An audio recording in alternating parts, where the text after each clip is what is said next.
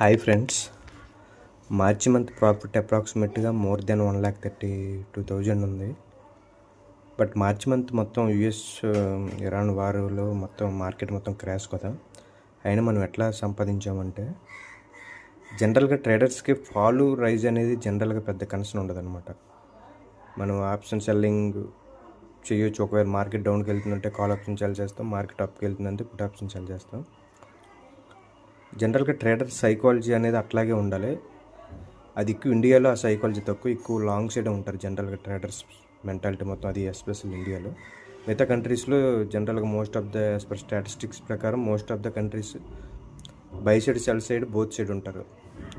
అందుకే ఫ్రీక్వెంట్గా అడుగుతుంటారు యూఎస్ వాళ్ళు ఏమైనా ఎఫెక్ట్ అంటే, జనరల్గా ట్రేడర్స్కి అలాంటి వరీస్ ఉండవండి. ఇన్వెస్టర్స్కి ఉంటాయి. ఒకవేళ మార్కెట్ ఫాలో అయితే ఇట్లా మార్కెట్ లాస్ వచ్చింది, ప్రాఫిట్ వచ్చిందని. కానీ ట్రేడర్స్కి మార్కెట్ పడడం పెరగడంతో సమస్య కాదు. వాళ్ళు పెరుగుతుందంటే లాంగ్కి వెళ్తారు, తగ్గుతుందంటే షార్ట్కి వెళ్తుంది. సో అందువల్ల నేను మెజారిటీ మార్చి మొత్తం నేను షార్ట్ సైడే ఉన్నాను. ఎందుకంటే మార్కెట్లో పడుతుందని. జనరల్గా మార్కెట్ న్యూస్ని ఏమి ఉండదు, న్యూస్ని గెస్ చేసి నేను ఏ ట్రేడ్ చేసుకోను.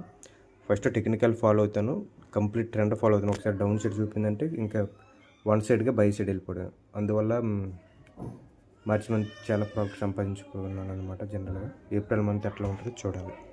Thank you.